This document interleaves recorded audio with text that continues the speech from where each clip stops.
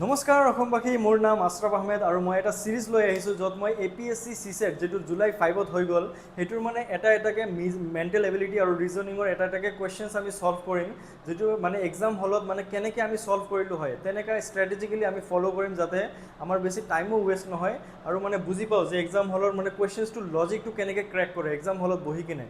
So আমি first কুৱেশ্যনটো আমি start কৰোঁ। সেট বি আছিলে মোৰ, মই নিজে এপিয়াৰ হৈছিলোঁ আৰু মই কেনেকৈ মানে এইটো এটেম্প্ট কৰিছিলোঁ আপোনালোকক বুজাব চেষ্টা কৰিম। 5 departments have been allotted to 5 officers A, B, C, D, E. 5টা অফিচাৰ আছে, 5টা অফিচাৰক 5টা ডিপাৰ্টমেণ্ট এলট কৰিব লাগে, আমি বুজি পালোঁ, ঠিক আছে।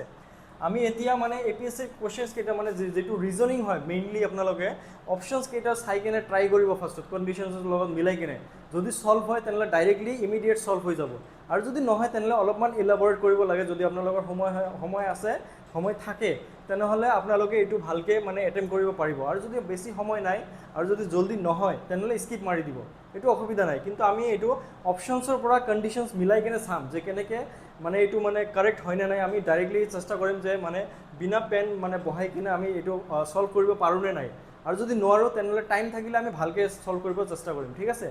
আমি ফাৰ্ষ্ট আমি অপশ্যনছটো চাওঁ, মানে কণ্ডিশ্যনছটো দিয়া আছে, বহুতকেইটা দিয়া আছে, বুজি পালোঁ। আমি অপশ্যনছটো চাওঁ ফাৰ্ষ্ট হা। বি ইজ ইন হেল্থ, ইয়াত অপশ্যনছ কণ্ডিশ্যনৰ পৰা বি ক'ত আছে আমি চাওঁ। বি খালি ইয়াতে দিয়া আছে, বিৰ কি আছে, B is in either health or education, either health or education. কণ্ডিশ্যনছটো দিয়া আছে, বি ইয়াতে আছে, বি খালি অকলে ইয়াতে আছে, B is in either health or education. চাব পাৰে আপোনালোকে বি খালি হেল্থ আৰু এডুকেশ্যনত দিয়া আছে, মানে হয়তো হেল্থ হ'ব নহ'লে এডুকেশ্যন হ'ব। 100% নহয় যে এইটো হেল্থে হ'ব আৰু বেলেগতো বিৰ কোনো কানেকশ্যন নাই, চ' এইটো ৰং হৈ গ'ল ষ্টেটমেণ্টটো, ঠিক আছে মানে। আৰু এ ইজ ইন এডুকেশ্যন, চ' আমি চাম এ ইজ ইন এডুকেশ্যন আছে নেকি বেলেগ কিবা। ইয়াত এ ইজ নট ইন ফাইনেন্স, এইটো বুজি পালোঁ, ইয়াত এৰ লগত কোনো কানেকশ্যনে নাই, চ' এ ইজ নট ইন মানে এ ইজ ইন এডুকেশ্যন বুলি আমি 100% ক'ব নোৱাৰিম, চ' এইটো ৰং হৈ গ'ল। D is not in education, এইটো দিয়া আছে D is not in education, D ক'ত আছে, ডি ক'ত আছে ইয়াত বিচাৰি পালোঁ আমি। C is not in the same department as D, এইটো বুজি পালোঁ, ঠিক আছে। এইটো মানে কণ্ডিশ্যনটো নহ'ল, তেনেহ'লে আৰু ডি বেলেগত আছে নেকি চাওঁ। ডি আছে ইয়াতে। 5 নম্বৰ অপশ্যনটো যদি চাই আপোনালোকে ভালকৈ পঢ়ি ল'ব যে education is not assign to either A or D, মানে এ আৰু ডিত এডুকেশ্যনটো নহ'ব, মানে মিল নহ'ব, মানে ডিপাৰ্টমেণ্টটো এলট নহ'ব, এ আৰু ডিত এডুকেশ্যন ডিপাৰ্টমেণ্টটো এলট নহ'ব।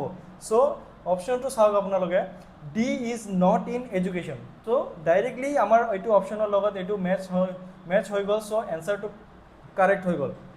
চৰি মোৰ গলাত মানে লাগি ধৰিল, চৰি। আপোনালোকে চাব পাৰে ডাইৰেক্ট আমি অপশ্যনছটো ওলাই গ'ল, আমাৰ এনচাৰটো ওলাই গ'ল। আপোনালোকে এইটো চাব পাৰে যে যদি মানে আপোনালোকৰ মানে এইটো মানে 100% কাৰেক্ট হোৱাৰ কাৰণে মানে অপশ্যনছটো এটা চাব পাৰে যে চি ইজ ইন হেল্থ, এইটো হয় নে নহয় এবাৰ চাই লওঁ। চি ইজ ইন হেল্থ আমাৰ ডাইৰেক্টলি দিয়া নাই, C is not in the same department as D, এইটো বুজি পালোঁ। C is in health directly দিয়াই নাই, চ' এইটোও নহ'ব, চ' আমাৰ 100% এনচাৰ এইটো হৈ গ'ল।